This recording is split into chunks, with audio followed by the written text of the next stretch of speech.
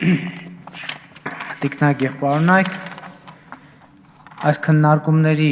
համատեքստում հիմնական հարցը հետևյալն է, թե արդյոք Հայաստանի Հանրապետության կառավարությունը տիրապետում է ընդհանրապես Հայաստանի տնտեսության շուրջ տեղի ունեցող պրոցեսներին և այս վարկային ընթացքին։ Հիմա բոլոր հիմքերը կան պնդելու, որ Հայաստանի Հանրապետությունը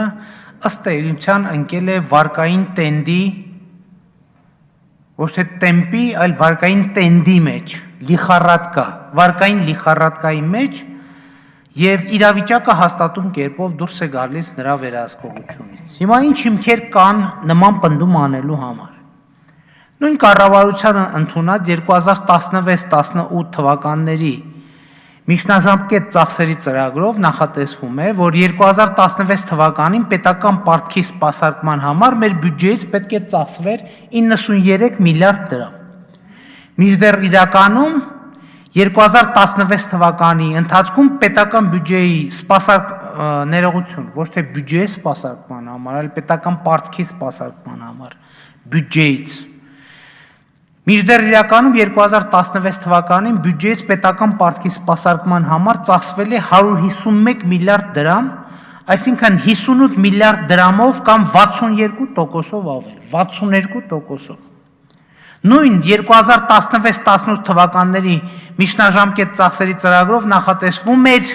որ 2017 թվականի բյուջեում պետական պարտքի սպասարկման համար պետք է ծախսվի 99 միլիարդ դրամ։ Հիմա մենք այս բյուջեն արդեն ընդունվել է, ազգային ժողովը ընդունել է,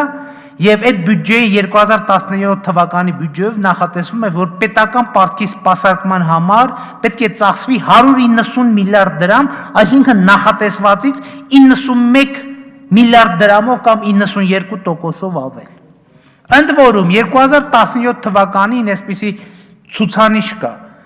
Մեր պետական պարտքի սպասարկմանը ավելի շատ գումար ենք տալիս, քան օրինակ առողջապահությանը և կրթության ոլորտին։ Եվ պետական պարտքի սպասարկումը դարձել է մեր պետական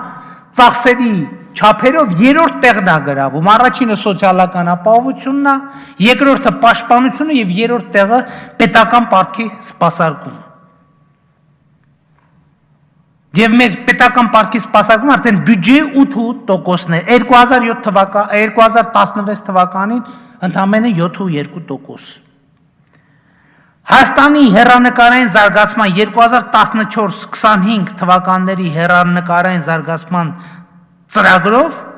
2017-ին հարկային եկամուտները պետք է լինեին 1,5 տրիլիոն, մինչդեռ արդեն ընդունված բյուջեով 1,1 տրիլիոն են, այսինքն 400 միլիարդ դրամով պակաս։ Իսկ փոխառու միջոցները էլի այդ նույն ռազմավարական ծրագրով պետք է լինեին 113 միլիարդ, մինչդեռ նախատեսված են արդեն 200 միլիարդ դրամ։ Այսինքն միայն ընթացքում ներքին եկամուտները կանխատեսվածից արդեն $1 միլիարդ չափով պակասել են, իսկ պետական պարտքի սպասարկումը $320 միլիոն աճել է։ Սա ինչ է ցույց տալիս։ Մենք անդադ ասում ենք, ասվում է այստեղ, որ կա զեկուցողն էլ ասեց, որ կա կանխատեսումից շեղում։ Այո, լինում է կանխատեսումից 1, 2, 3, 5% շեղում, բայց 91% կանխատեսումից շեղում ինչ է նշանակում։ Նշանակում է, որ կանխատեսողը ընդհանրապես չի տիրապետում իրավիճակում, տվյալ դեպքում կառավարությունը։ Հիմա ինչ ասում է ամենի հետ կապված կառավարությունը։ Ասում է, դե վստահում են, վարկ են տալիս, որպես հերթական հիմնավորում և ցուցանիշ, որ ոչ մի արտառոց բան չի կատարվում։ Երեկ, հենց այսօր երկուշաբթի է, չէ՞։ Չէ, կներեք, այսօր հինգշաբթի է։ Երեկ ինձ զանգել էր մարզերից մեկի գյուղի բնակիչ և ասում էր, որ բանկին $1000 վարկ ունի, ժամկետ անց, որ չի կարողանում վճարել և պետք էր միջնորդել, որ բանկը ինչ-որ ձևով ինչ-որ բան անի։ Բանկը առանց որևէ կողքից միջնորդության այդ մարդուն կանչել էր, ասել էր $1000 չես կարողացել վճարել, 300,000-ը հիմա բեր տուր, մենք քեզ նոր վար կտանք, այն մնացածը դրանով կփակես։ Այսինքն հիմա ինչ ես գյուղացին ասի, դե ինձ վարկ են տալիս, ես վարգունակ եմ։ Վարկ են տալիս, վարկը փակի։ Նույնն էլ Հայաստանի Հանրապետությունն է։ 500 միլիոն տալիս, ախպեր ջան, 300 միլիոնը փակի։ Այդ նույն տրամաբանությունն է։ Ավելի գլոբալ պրոբլեմատիկան Հայաստանի Հանրապետությունում վարկերը ընդհանրապես ոնց են օգտագործվում։ Ընդհանրապես վարկերի օգտագործման process-ը մենք շատ հաճախ չի որ տեսնում ենք, բայց հիմա ունենք կոնկրետ օրինակ Հյուսիս-հարավ ճանապարհը, որ այս դահլիճում մի քանի անգամ հնչել է Երևան Արտաշատ հատվածը, պաշտոնական երկրի իշխանության բարձրագույն ղեկավարների մասնակցությամբ ժապավենը կընտրել են բացել են։ Այդ բացելուց հետո մինչև հիմա փակ այդ ճանապարհը։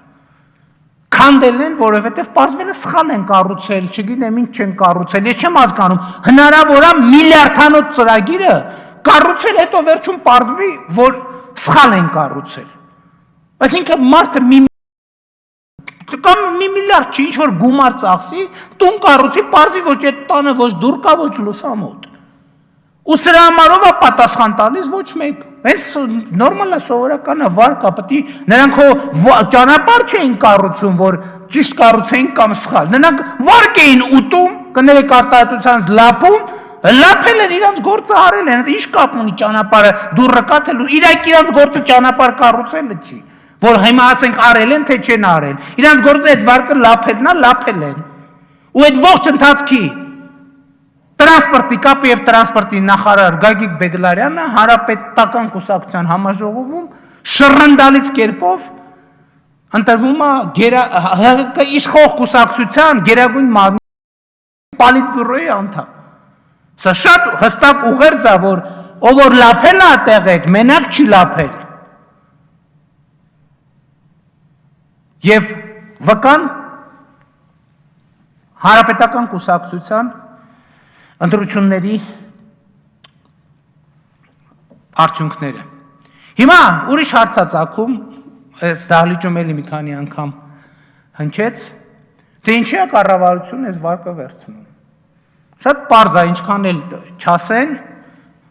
արդեն 2 տարի անընդմեջ Հայաստանի Հանրապետությունում պետական բյուջեի եկամտային մասը թեր է կատարվում է։ Այս տարի ամենալավատեսական գնահատականներով կլինի այդ թերակատարումը 70 միլիարդ դրամ, այս լավատեսականներ, հոռետեսականով մի քիչ ավելի։ Ու հիմա պրոբլեմն է, որ եթե այս վարկը չվերցնի կառավարությունը, ոչ կարա հին տարին փակի, ոչ էլ կարա նոր տարին սկսի։ Եվ հիմա համար այս վարկային այս փաթեթը վերցնում է, որ նոր տարին ավարտեն, նոր տարին սկսեն։ Ճիշտն ասած, մինչև հիմա լսել էինք, որ Հայաստանի Հանրապետությունում ցավոք սրտի դժբախտաբար կամ մարդիկ, որ պարտքով նոր տարի են անում, բայց որ 2017 թվականի շեմին ամբողջ Հայաստանի Հանրապետությունը պետք է Հայաստանի ոչ թե ամբողջ